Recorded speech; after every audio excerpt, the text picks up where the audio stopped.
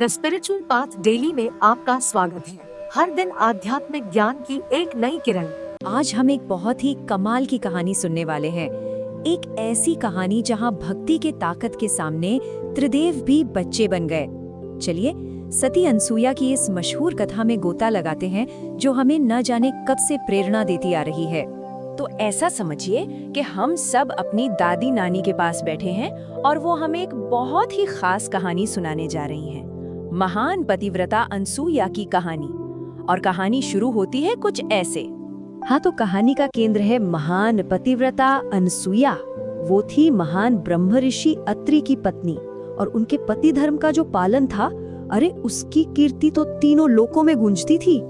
अच्छा, अनसुया को खास तौर पर 3 गुणों के लिए जाना जाता था। एक तो उनकी पवित्रता, दूसरा उनकी दयालुता और सबसे बढ़कर पति के प्रति उनकी अटूट निष्ठा, मतलब उनका पतिव्रता धर्म। यही गुण थे उनकी महानता की असली वजह। अब उनकी भक्ति और पवित्रता की बातें इतनी फैल गईं कि ये खबर पहुंच गई सीधे देवलोक तक। और देखिए, अक्सर ऐसा होता है ना कि जब किसी की ख्याति बहुत बढ़ जाती है तो उसकी परीक्षा भी ली जाती है। और यहीं से कहानी में आता है एक बहुत बड़ा, एक बहुत ही जरूरी मोड़, देवताओं की परीक्षा। और ये परीक्षा लेने वाले कोई छोटे मोटे देवता नहीं थे, नहीं, बिल्कुल नहीं। ये फैसला लिया था खुद त्रिदेवों ने, ब्रह्मा, विष्णु और महेश। तीनों ने मिलकर सोचा कि चलो अनसुया की भक्ति को परखा जाए। उनका प्लान वैसे बहुत सीधा साधा था। वो साधु का रूप धरेंगे, अनसुया के आश्रम पहुंचेंगे और बस वहां उनकी परीक्षा लेंगे। तो जैसा सोचा था, साधु के वेश में देवता अनसुया के आश्रम पहुंच गए। अनसुया ने भी अतिथि देवो भव मानकर उनका स्वागत किया।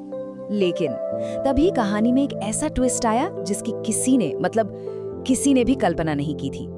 अनसुया ने जैसे ही उन्हें भोजन कराने की तैयारी की, उन साधुओं ने एक बड़ी ही, कह सकते हैं, अजीब सी शर्त रख दी। कोई अंदाजा लगा सकता है कि वो शर्त क्या रही होगी? उन्होंने कहा, देखो देवी, हम भोजन तो करेंगे, पर तभी जब तुम हमें निर्वस्त्र होकर छोटे बच्चों की तरह अपनी गोद में बैठाकर खिलाओगी। अब सोचिए जरा, एक पतिव्रता स्त्री के लिए जो अपने पति के सिवा किसी और पुरुष को देखती तक नहीं, ये तो धर्म संकट की स्थिति थी। ये तो असंभव था। इस भयानक धर्म संकट में अनसुया ने अपनी बुद्धि और पतिव्रत की शक्ति का इस्तेमाल किया। उन्होंने आंखें बंद की, अपने पति का ध्यान किया और बस एक पल में उन तीनों साधुओं को छोटे छोटे नन्हे मुन्ने शिशुओं में बदल दिया। अरे वाह!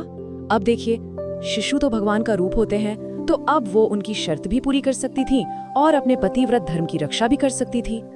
अनसुया की इस समझदारी से परीक्षा तो खत्म हो गई, लेकिन कहानी अभी बाकी थी। यहाँ से कहानी ने एक और दिलचस्प मोड़ लिया। अब हुआ ये कि जब ब्रह्मा, विष्णु और महेश वापस देवलोक नहीं पहुंचे, तो उनकी पत्नियां, मतलब सरस्वती, लक्ष्मी और पार्वती जी, वो सब चिंतित हो गईं। वो तीनों भागी भागी अनसुया के आश्रम आई और उनसे विनती करने लगी कि उनके पतियों को उनके असली रूप में लौटा दें। अनसुया का दिल तो वैसे भी बहुत दयालु था। उन्होंने देवियों की प्रार्थना सुन ली और अपनी शक्ति से उन तीनों नन्हे शिशुओं को फिर से उनके असली रूप, यानी ब्रह्मा, विष्णु और शिव के रूप में वापस ला दिया। अब तीनों देवता अनसुया की भक्ति, उनकी पवित्रता और उनकी शक्ति से इतने खुश हुए, इतने प्रभावित हुए कि उन्होंने अनसुया को एक महान आशीर्वाद दिया। और उसी आशीर्वाद के फल के तौर पर बाद में उनके घर दत्तात्रेय का जन्म हुआ, जिन्हें आज भी त्रिदेवों का संयुक्त अवतार माना जाता है। तो ये थी पूरी कहानी। अब चलिए वापस चलते हैं अपनी दादी और उन बच्चों के पास और देखते हैं कि भाई इस कहानी से हमें सीख क्या मिली। बच्चों ने भी कहानी से बहुत गहरी बातें समझी। एक ने कहा कि सच्ची भक्ति में तो गजब की शक्ति होती है। दूसरे बच्चे को ये समझ आया कि घर आए मेहमान का हमेशा सम्मान करना चाहिए। और तीसरे ने जो कहा वो भी कितना सही था कि अच्छाई से बड़ी कोई ताकत नहीं होती। और आखिर में दादी ने पूरी कहानी का सार बस एक लाइन में बता दिया। उन्होंने कहा कि कोई भी इंसान महान बनता है अपनी सच्ची भक्ति, अपनी पवित्रता और दूसरों की सेवा करने से। यही इस पूरी कहानी का निचोड़ है। देखिए, ये कहानी भले ही बहुत पुरानी हो, लेकिन इसकी सीख आज भी उतनी ही जरूरी है। आज की इस भागदौड़ भरी दुनिया में जहां हम सब बाहरी सफलता के पीछे भाग रहे हैं, क्या अनसुया की तरह सच्ची भक्ति, पवित्रता और सेवा हमें जिंदगी का कोई गहरा मतलब सिखा सकती है? इस सवाल पर जरूर सोचिएगा। द स्पिरिचुअल पाथ डेली पर हमें देखने के लिए धन्यवाद। कृपया लाइक करें, शेयर करें और सब्सक्राइब करें।